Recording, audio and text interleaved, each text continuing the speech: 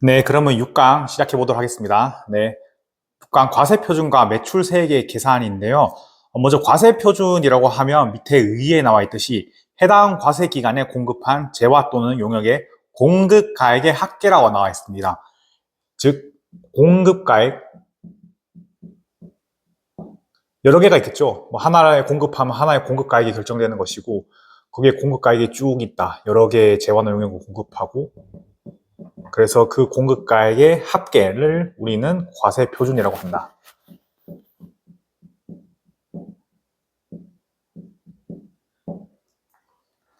이 과세표준에 이제 세율을 곱해서 부과 가치 세액이 산정되는 것이겠죠.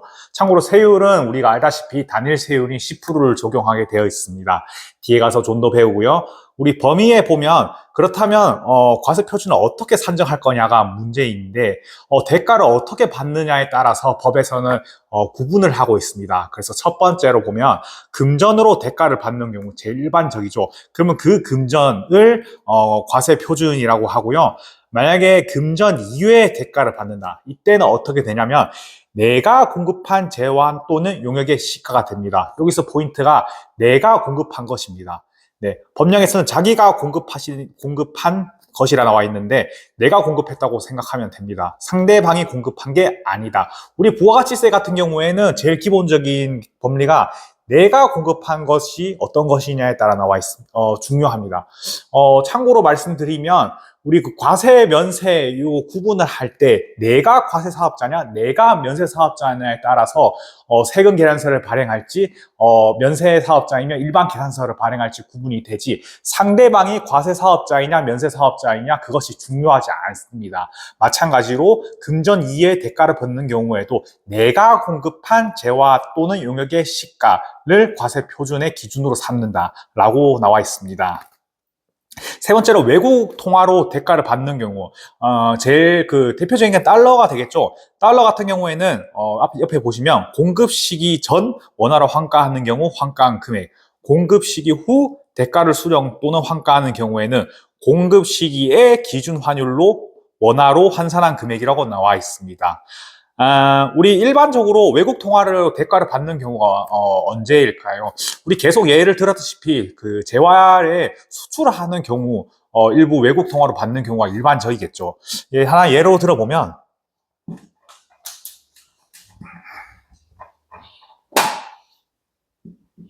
내가 어떤 물품을 수출했어요. 수출을 해가지고 4월 1일 날 그 1달러를 환가했습니다. 환가라고 하면 이제 원화로 바꾸는 것을 의미하죠. 이때 환가를 했고 실제로 이 물품의 선적은 4월 30일 날 했다고 가정해 봅시다. 그리고 선적 이후에 또 일부 금액 9달러를 5월 3일이라고 할까요? 환가를 했다. 우리 일반적인 그 수출의 경우 공급 시기가 언제입니까? 선적일이라고 했죠? 이때가 공급 시기면 다시 본문 보시면 공급 시기 전에 원화로 환가한 경우 그 환가한 금액 예를 들어 1달러가 1,000원이라고 봅시다. 그러면 그 공급 시기가 선적일이니까 이 공급 시기 전에 환가를 한 것이죠. 그러면 그 환가한 금액, 이 1,000원이 과세표준의 기준이 된다는 것입니다. 그리고 선적일에 예를 들어서 1달러에 실제 돈은 받은 거 아니지만 1달러에 1,300원이라고 합시다. 그리고 환가한 실제 선적 이후에 나머지 환가한 그때 1달러에 1,500원이라고 하면 다시 공급 시기 후에 대가를 수령 또는 환가하는 경우 공급 시기의 기준 환율, 즉 공급 시기가 언제입니까? 4월 30일이죠. 이때 기준 환율인 1,300원을 기준으로 과세 표준을 산정한다는 것입니다. 즉 환가를 뒤에 한 때 이때의 1달러가 1,500원일지라도 실제 공급 시기 이후에 돈을 받았다면 그 공급 시기 금액 1,300원을 대가로 이 9달러를 환가란 말입니다. 즉 9달러 곱하기 1,300원이 과세 표준이 되는 것이죠. 1,500원이 아니라요. 이 점 주의하시면 되겠습니다. 네 번째로 특수관계인인데 줄여서 특관이라고 했습니다. 특관인에게 공급하는 재화 용역으로서 조세 부담을 부당하게 감소하는 경우 이 두 가지 요건이 다 충족돼야 돼요. 특수관계인에게 공급하는 재화 용역인데 그것이 어떤 조세를 부당하게 감소시키려는 의도가 있다. 이러한 경우 이걸 소위 말해서 그 부당행위 계산 부인이라고 어려운 말로 하는데요. 이러한 경우에는 내가 공급한 재화 또는 용역의 시가 아까 봤죠? 금전 이외 대가를 받는 경우랑 똑같은 거죠. 내가 공급한 재화 또는 용역의 시가를 과세 표준을 산정하는 기준가액으로 본다. 예를 들면 어떤 것들이 있을까요? 내가 손해보는 것들을 보면 되겠죠. 재화를 저가 또는 무상 공급하는 경우 내가 손해보는 것이죠. 또 용역을 저가 또는 무상 공급하는 경우 근데 우리 참고로 그 앞에서 배웠다시피 용역의 무상 공급은 뭐만 과세한다 그랬습니까?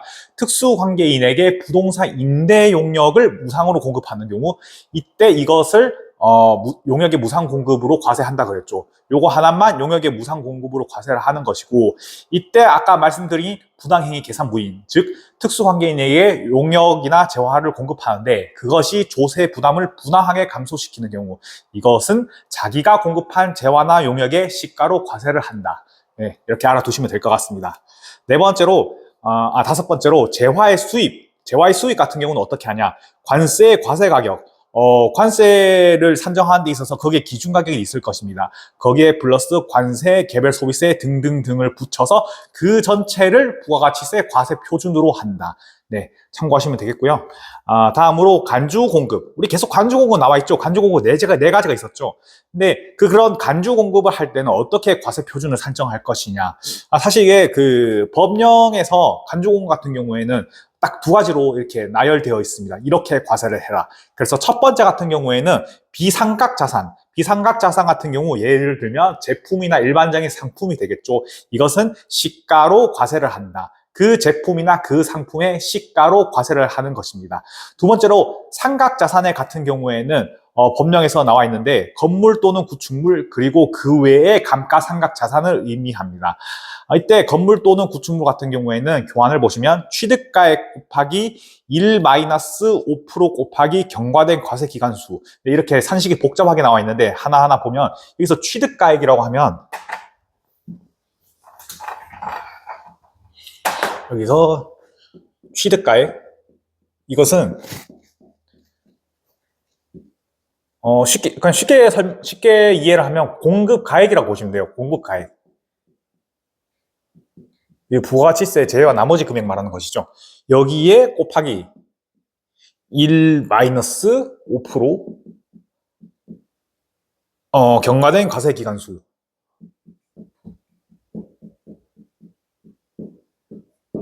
즉 경과된 과세기간수가 몇 포인지에 따라서 취득가액에서 그 일정 금액이 이렇게 다운이 되는 것이겠죠.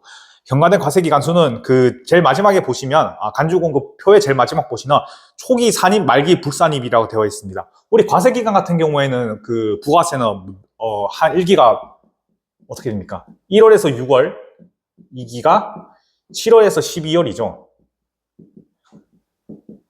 즉 이때가 한 기, 이때 한 기 이렇게 별개로 보는 것인데 그러면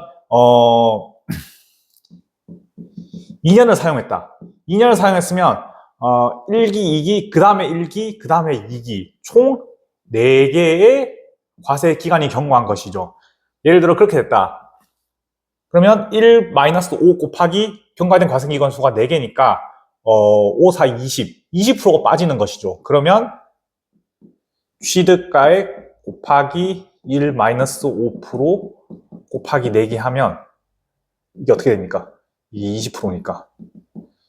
결국 취득가액 곱하기 80%만큼은 간주 공급할 때 과세를 하겠다라는 것이죠. 왜 이렇게 설정해놨냐면은 상각자산 같은 경우에는 사실 그 가치가 얼마로 정하기가 상당히 힘들어요. 특히 간주 공급 같은 경우에는 이것이 실제 공급이 아니기 때문에 대가가 어떻게 수반되는 것이 파악하기도 쉽지 않고 그래서 법령으로 이렇게 정해놓은 겁니다. 예를 들어서 이게 경과대 관계기간 20기가 지나면 어떻게 됩니까?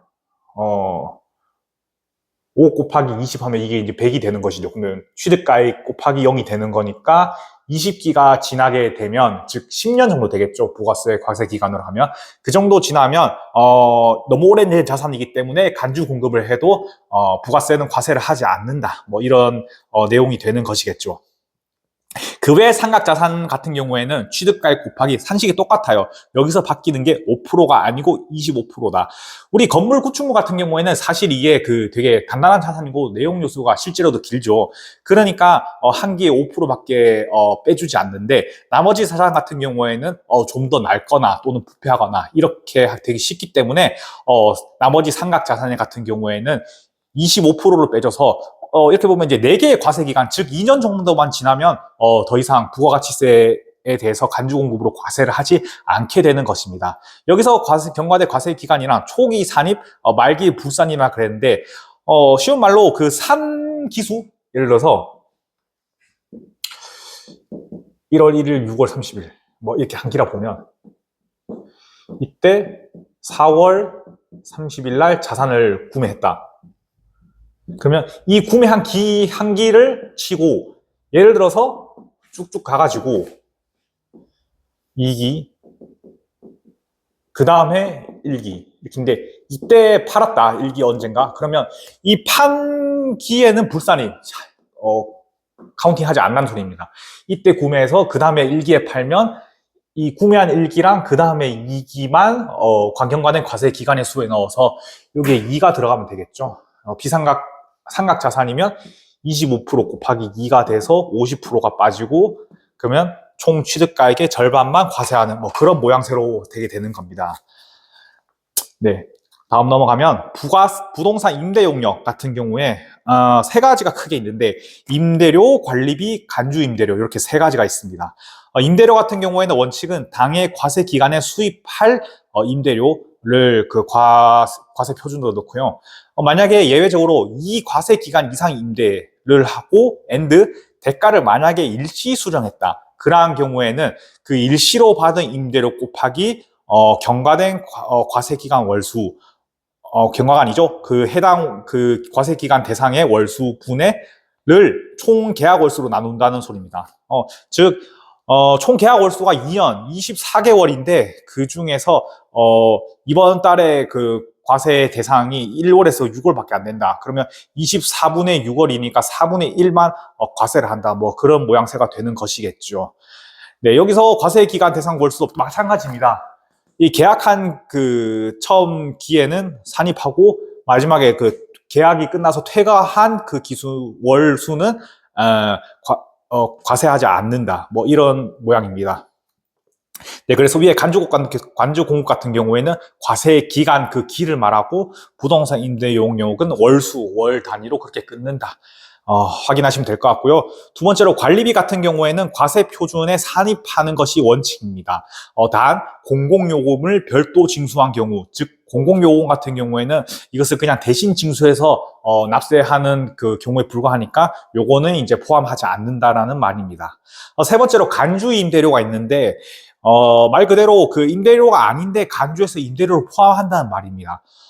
이게 어떤 것이 있냐면, 저희 그 전세 보증금 같은 경우가 있는데요. 예를 들어서 그 월세, 세금을 적게 내기 위해서 임대료를 낮추고 보증금을 높여가지고 그 임대료를 조금밖에 안 받으니까 그것으로 부가세를 적게 낼 수 있는 이런 문제가 발생하니까, 보증금을 많이 받은 자도 형평성에 맞게 어떻게 과세를 하자는 이런 취지입니다. 그래서 요거 같은 경우 어떻게 과세하냐면은, 당해 과세 기간에 그 전세금, 즉 이게 보증금이 되겠죠. 곱하기 정기 이자율 곱하기 해당 과세 대상 기간 일수. 저희 그 1기 같은 경우는 1일부터 6월 30일까지인데, 그 일수를 365일, 즉 1년으로 나누입니다. 대체적으로 그 우리 상반기가 181일 정도 돼요. 그래서 꽉꽉 채워가지고 임대료를 받은 경우, 간주 임대료를 받은 경우에는 365분의 181 이 정도를 되겠죠. 앞에 참고로 정기이자율 같은 경우에는 법정으로 정해져 있어요. 올해 같은 경우에는 3.1%가 될 텐데, 요건 아마 문제의 가정이 나와 있을 겁니다. 그래서 요거 산식 알아두시면 좋을 것 같고요. 일단 문제 풀 때 한번 볼게요. 그리고 그 다음에 겸용주택의 임대용역. 우리 주택 임대 용역이 어떻게 됩니까? 면세라고 그랬죠. 그 부수 토지는요, 같이 면세죠. 주택 임대 면세, 주택 임대하는 경우 그 부수 토지의 임대도 면세이다. 이때 그 임대 용역 과세를 어떻게 하냐? 이게 문제가 왜 되냐면은 주택만 있으면 이게 상관이 없는데 그 주택이랑 상가를 같이 쓰는 건물이 있는 경우, 이거 같은 경우에 이제 어떻게 과세를 하냐? 사실 이게 문제가 되는 것입니다. 그래서 그림을 통해 살펴보면, 이건 파란색으로 한번 적어볼까요? 집이 있다. 단층이라고 가정할게요. 근데 이 절반 일부를 주택으로 쓰고 일부를 상가로 쓰는 겁니다. 옆에 표에 보시면 만약에 주택 면적이 상가 면적보다 크다. 예를 들어서 이 집 면적이 100이라고 한번 가정할게요. 100제곱미터. 근데 주택이 60이고 상가가 40제곱미터다. 이러한 경우 건물은 전부를 주택으로 봅니다. 부가세에서 이제 그 임대료를 산정할 때요. 그러면 이 토지 같은 경우 밑에 있을 거지 않습니까? 토지 같은 경우 200제곱미터가 있으면 이때 주택 부수 토지 같은 경우에는 얼마만큼을 주택 부수 토지로 보아서 그 임대료를 면세할 것이냐. 산식이 약간 복잡한데 잠깐 설명을 드리면, 먼저 2번을 기본인데요. 주택 연면적과 그리고 정착 면적 곱하기 일정 배수라 적혀 있는데, 배수 같은 경우에 밑에 보시면 도시 계획구역 내에는 5배, 외에는 10배 있는데 요거 이제 문제에서 아마 줄 겁니다. 주택 연면적이 우리 얼마입니까? 보면 이제 전체를 우리 주택으로 본다 그랬죠. 주택이 더 크면. 이 주택 연면적이 100이 되는 겁니다. 왜냐하면 전체를 주택으로 본다 했기 때문에. 근데 주택 전착 면적, 그러면 우리 전체를 주택으로 본다 했으니까 이 정착 면적도 100이 되는 거겠죠. 단층이라 했으니까요. 복층 같은 경우는 아마 이런 재경관리사 정도에는 문제가 나오지 않을 것으로 해서 계속 단층으로 가정을 해볼게요. 전착 면적도 100이다. 배수, 도시계획 내라고 가정하면 5에서 500. 우리 앞에 맥스로 나와 있죠. 500. 근데 보면 이 500만큼 해야 되는데, 그래도 그 전체 건물 연면적에서 주택 연면적만큼만 우리 그 토지로 보자 이렇게 했죠. 그러면 우리 토지 면적 200인데 건물 면적 얼마입니까? 우리 100이죠. 그 중에서 우리 주택만큼만 상가는 빼고, 근데 우리 주택을 전체로 주택으로 본다 그랬죠. 왜? 주택이 더 크니까. 그럼 100. 그럼 우리 200이 되겠죠. 그러면 500과 200 중 작은 것. 그럼 200, 즉 토지 200 전체를 주택으로 보기 때문에 이게 대해서는 임대 용역의 면세로 본다. 주택도 면세로 본다. 이런 뜻입니다. 만약에 상가가 주택보다, 두 번째로 상가가 주택보다 크거나 같은 경우에는 주택 부분만 주택으로 봅니다. 예를 들어 상가가 60, 주택이 40이라고 볼게요. 이게 어떻게 달라집니까? 우리 전체 중에 주택 부분만 면세로 본다 그랬죠. 그러면 100이 아니라 이게 40이 되겠죠. 그리고 이 산식도 주택 연면적이 얼마입니까? 이제 주택 연면적이 40으로 됐죠. 그리고 주택 전착 면적도 우리가 40이죠. 똑같이 5배라고 가정하면 200이 되겠죠. 왜냐하면 40, 200. 그리고 이 중에서 큰 값이니까 200. 산식 보고 계속 보시죠. 그리고 토지 면적은 200인데 그 중에서 건물 연면적 100분의 주택 연면적은 40밖에 안 되니까 200분의 40이니까 80. 즉 200과 80 중에 작은 값인 80만, 토지 200 중에 80만 그 토지 임대료에 관해서 면세를 하는 것입니다. 이 건물 같은 경우에는 100 중에 40만 면세를 하는 것이고요. 임대료를 100만 원 받았으면 건물 부분은 즉 40만 원만 면세가 되는 것이고 60만 원은 과세가 되는 것이겠죠. 이따 이것도 문제를 한번 볼게요. 다음으로 토지와 건물을 일괄 공급하는 거, 이건 하는 경우, 이건 공급입니다. 공급. 내가 파는 것이죠. 그러면 우리 알다시피 토지를 팔면 어떻게 되니까 면세이죠. 그러면 건물이나 기타 구축물은 과세가 된다. 마지막으로 과면세 공통사용 재화를 공급한다. 이것은 이제 겸용 사업자가 보통 해당되는 건데 우리 과면세 사업을 같이 하는 사업자인 경우가 있죠. 이때 그 같이 사용하는 재화를 공급하는 경우에는 원칙은 이제 얼마나 사용했냐에 따라서 구분하는데 사실 이게 쉽지가 않아요.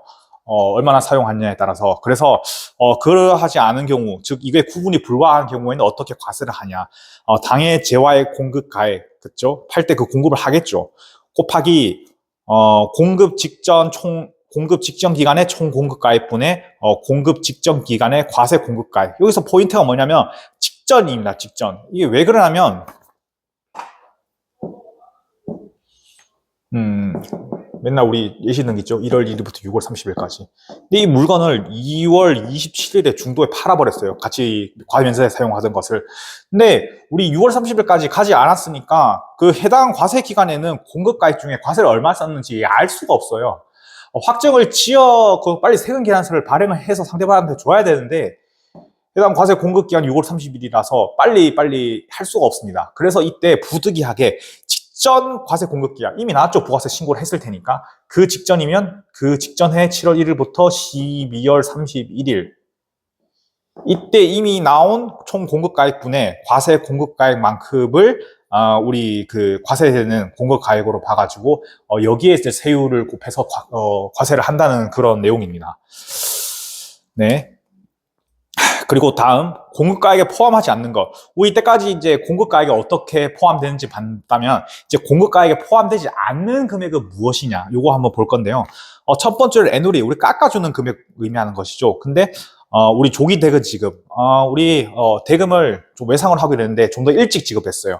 그래서 이제 판매자가 고마워가지고 이제 할인을 해주는 금액이 있습니다. 그 할인을 받으면 그 할인을 받은 금액만큼은 이제 뺀다, 포함하지 않는다 이런 의미이고요. 두 번째로 환입된 금액, 물건은 팔았는데 뭐 어떻게 파손등으로 환입되는 금액이 있죠. 뭐 그런 금액이나 아니면 3번 공급받는 자에게 도달 전에 파손, 훼손, 멸시를 한 재화의 가액. 이거는 못 받는 돈이니까 이것도 공급가에 포함하면 안 되겠죠. 네 번째로 재화 또는 용역의 공급과 직접 관련되지 아니한, 포인트가 관련되지 아니한입니다. 관련이 되면 그만큼 이제 과세 표준에 집어넣은 것이고요. 관련되지 아니한 보조금, 이것도 포함되지 않는다. 마지막으로 공급에 대한 대가의 지급이 지체되어 받는 연체이자.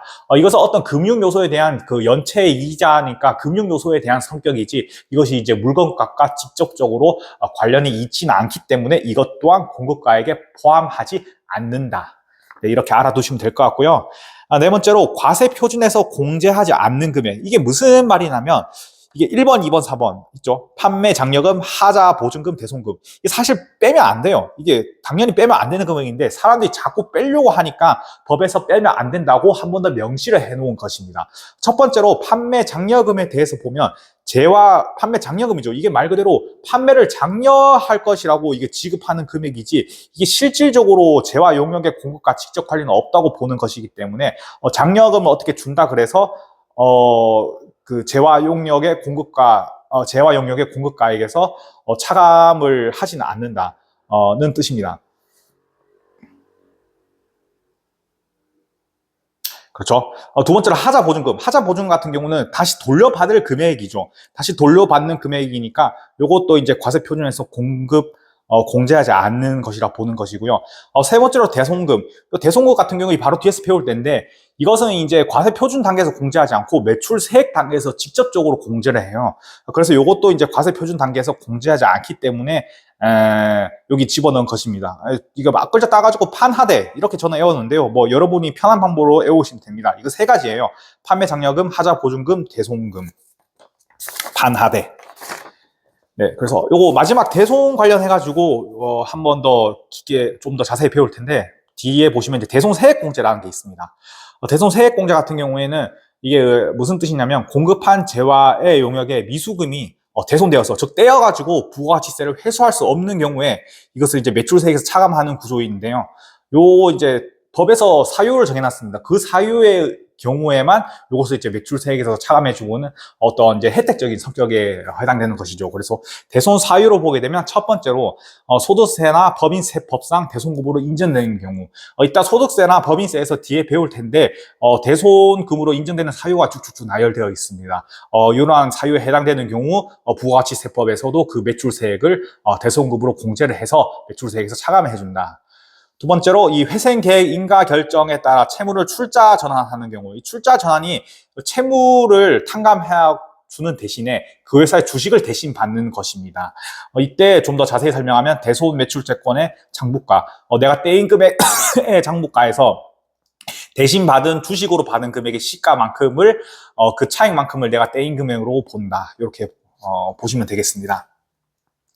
공제 대손 금액 같은 경우에는 대손 금액의 110분의 100이고요. 그래서 대손 금액은 부가가치세를 포함한 총 금액입니다. 네 번째로 공제 기한 같은 경우에는 그 대손 원인이 대한 재화 용역의 공급일부터 10년이 지난 날이 속하는 과세 기간의 확정 신고 기한까지.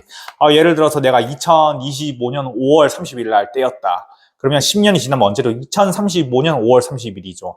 이때의 과세 신고 기한 확정일까지, 즉 7월 25일까지니까 2035년 7월 25일까지 대손 세액 공제 신청을 할 수 있다. 10년이 지난 과세 기간의 확정 신고 기한까지 라는 거 확인하시면 되고, 절차 같은 경우에는 대손을 입증할 수 있는 서류가 당연히 있어야 되겠죠. 그래야 매출세액에서 공제받을 수 있으니까. 그래서 그 서류를 관할 세무서장에게 제출하면 됩니다. 이때 중요한 게 예정신고 때는 안 해줘요. 우리 너 확실히 떼었니? 이거는 확정신고 기한 때 확정이 된다고 보기 때문에 예정신고 기한은 안 해주고 확정신고 시에만 대손세액 공제를 적용한다. 네, 알아두시면 될 것 같습니다. 우리 문제를 한번 보겠습니다. 네, 문제 1번. 다음 중 부가가치세의 과세 표준에 관한 설명으로 옳지 않은 것은? 정답은 동그라미 3번. 특수관계인에게 용역을 공급하고 대가를 받지 않는 경우에는 어떠한 경우에도 자기가 공급한 용역의 시가를 과세 표준한다. 우리 특수관계인 용역 공급하고 대가 받지 않는 경우 하나만 과세한다 그랬죠. 용역의 무상 공급은 부동산 무사 임대의 경우에만 그 과세를 한다. 그러니까 어떠한 경우가 답이 아닌 거죠. 정답은 3번. 문제 3번. 다음은 제조업과 건설업을 영위하는 주 3일의 일기 예정신고 기한에 발생한 거래이다. 해당 예정신고 기한의 과세 표준은 얼마인가? 1번 보게 되면 양갈로 1번 특수관계인 매출액 500만 원, 시가 1000만 원인데 특수관계인 같은 경우에는 시가로 과세한다 그랬죠. 그래서 적으면서 볼까요?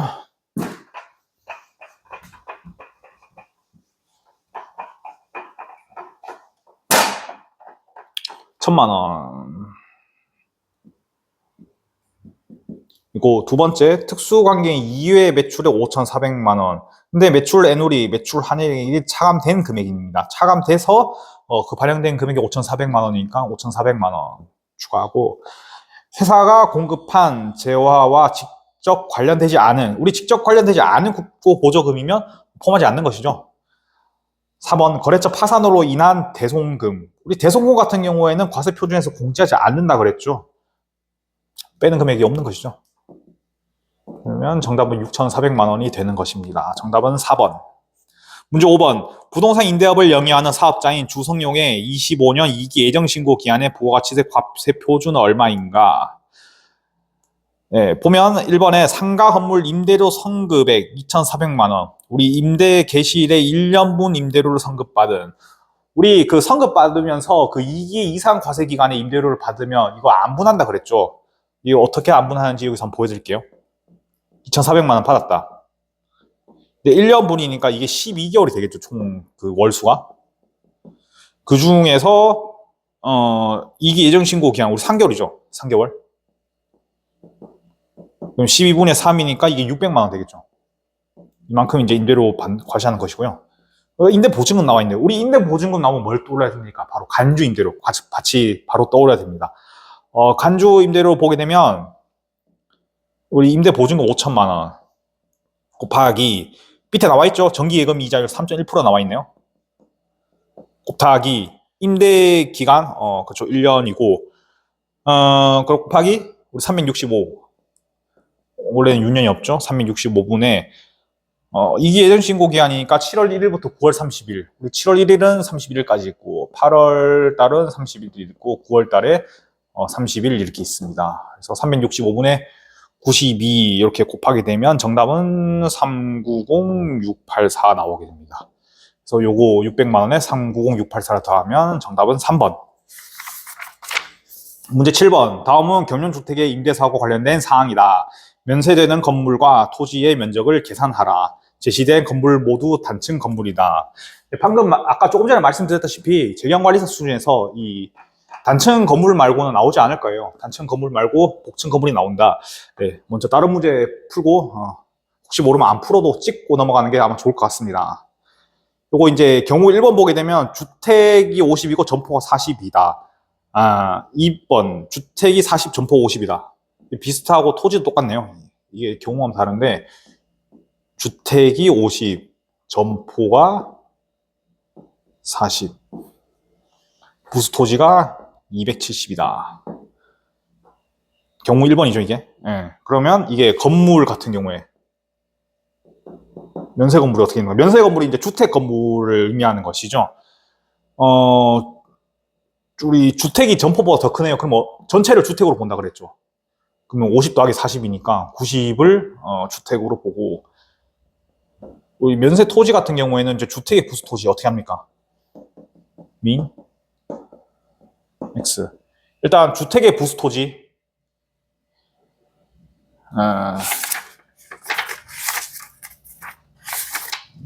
잠시만요. 주택의 연면적. 죄송합니다. 주택의 연면적이니까 우리 90이죠. 90. 주택의 전착 면적 어떻게 됩니까? 우리 전체를 주택으로 본다 그랬으니까 주택의 전착 면적도 90이고, 이게 이제 그 도시 지역에 박힙니까? 아닙니까? 도시구역 내에네요. 그럼 5배네, 5배. 5배니까 450과 우리 그 전체 토지 면적 중에 건물 연면적 얼마입니까? 90. 분의 우리 주택 연면적 얼마입니까? 전체를 주택으로 보니까 90이죠. 450과 270 중 작은 거니까 270이 면세 토지 대상입니다. 즉 전체인 거죠. 그래서 정답 1번 아니면 4번이 되겠네요. 경우 2번, 이거 빨간색으로 한번 볼게요. 반대로 이번에는 주택이 40이고 건물이 50이라고 했습니다. 부수 토지는 똑같고요. 그럼 건물은 얼마만큼만 면세입니까? 우리 주택, 이게 뭐냐, 건물, 점포가 주택보다 크니까 주택 부분만 면세인 것이죠. 주택 부분만 면세이고, 토지는 어떻게 됩니까? 토지도 그렇죠. 잠시만요. 제가 요걸, 네, 주택의 연면적. 주택의 연면적이 40이죠. 주택의 전착 면적도 40 곱하기 5니까, 우리 200이 되는 것이고, 요 270분의 건물 연면적분의 주택 연면적은 40이니까, 어떻게 됩니까? 120 되는 것이죠. 그럼 120과 200 중에 작은 거인 120이 면세인 토지 면적이 되는 것이죠. 그러면 40과 120. 정답은 1번이 되겠네요. 네, 이렇게 되는 것이고, 시간이 꽤 많이나 걸린다 싶으면 요거는 이제 다른 문제 먼저 풀고 푸시면 좋을 것 같아요. 네, 그렇게 보시면 되고, 문제 9번. 다음 중 부와 같이 세법상 대손세 공제에 관한 설명을 옳지 않은 것은? 정답은 4번인데요. 채무자 회생 및 파산에 관한 법률에 따라 이런 회생 인가 결정에 따라 채무를 출자 전환하는 경우에도 우리 대손세액 공제를 적용받을 수 있댔죠. 그래서 정답은 4번. 문제 11번. 다음 중 부가가치세 공급가액에 관한 설명으로 옳지 않은 것은? 네, 정답은 동그라미 2번인데요. 하자 보증금은 과세 표준에서 공제하나 공제하지 않죠. 우리 판하되 공제하지 않는다 그랬죠. 판매 장려금은 과세 표준에서 공제하지 아니한다. 네, 앞에 게 틀린 것이죠. 정답은 2번이고요. 13번. 우리 과세사업과 면세사업을 경영하고 있는 3일은 두 사업에서 공통으로 사용하고 있는 재화를 매각하였다. 다음 자료를 보고 주 3일에 25년 2기 확정 신고 시 공통 사용 재화의 매각에 관한 과세 표준을 계산하면 얼마인가? 공통 사용 재화 취득일 25년 1월에 취득했고, 공급 언제 팔았나요? 25년 11월 25일. 우리 2기 확정 신고 기한 내에 팔았네요. 그럼 요때 그 팔았을 때 공급과 관련된 과표를 구하면 되겠네요. 공급가액 얼마입니까? 2천만 원이죠. 2천만 원 부가가치세 미포함된 그 공급가액을 의미하는 것이고, 여기서 이제 총 공급가액 분의 과세 공급가액인데 언제 시기입니까? 직전기에 우리 그 과세 공급가액을 기준으로 한다 그랬죠. 왜냐? 단기에는 확정되지 않았으니까. 그럼 직전기가 언제입니까? 판 직전기가 25년 1기죠. 11월 25일 2기에 팔았으니까 직전기 1기입니다. 그러면 직전기에 총 과세 공급가액은 4억 원이고 그 중에서 그렇죠. 과세는 1억밖에 안 되니까 4분의 1 되겠죠. 4억 분의 1억. 그러면 2천만 원 곱하기 4억 분의 1억이니까 정답은 500만 원. 1번이 되겠죠. 문제 15번. 개인 사업자인 김삼일 씨는 25년 5월 2일 미국 법인과 2만 달러의 제품 수출 계약을 체결하고 다음과 같이 수출한 경우 25년 1기 과세 기간에 신고하여야 할 부가가치 과세 표준 얼마인가?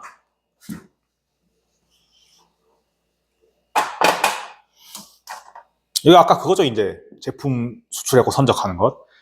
2만 달러 수출 계약했는데, 그 중에서 1만 달러는 계약 체결일에 선수금으로 수령했다.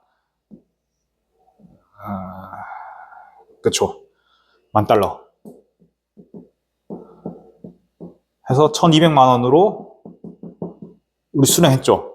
그리고, 수출 신고 필증상 신고 수리일은 5월 12일이다.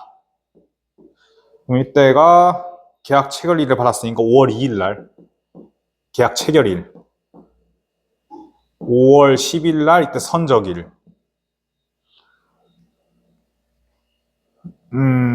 아니죠. 선적이 5월 16일이죠. 네, 수출 신고 필증상 신고 수리일이 5월 10일이고요. 그리고 잔금은 5월 30일 날 받았다. 잔금 지급일. 그럼 어떻게 됩니까? 우리 이때 선적 전에, 즉 선적이 우리 공급 시기라 그랬으니까 공급 시기 이전에 받은 금액 1200만 원은 우리 그대로 간다 그랬죠. 그대로 과세 표준에 집어넣으면 되고, 잔금 5월 31일 날 받았는데 우리 잔금 이때 뒤에 받았어도 공급 시기인 선적일 날 기준으로 환가한 금액을 과세 표준으로 산정한다 그랬죠. 우리 그 선적일 얼마입니까? 환율이 1,050원이죠. 이때 남은 금액을 받았죠. 남은 금액 얼마입니까? 1만 달러죠. 그럼 1,050만 원이 되겠네요. 그럼 1,050만 원과 앞에 받은 1,200만 원을 합친 게 요번에 신고해야 될 부가가치 과세 표준 2,250만 원이 되겠네요. 정답은 4번입니다. 우리 잠깐 쉬었다가 뒤에 매입세 같이 보도록 하겠습니다.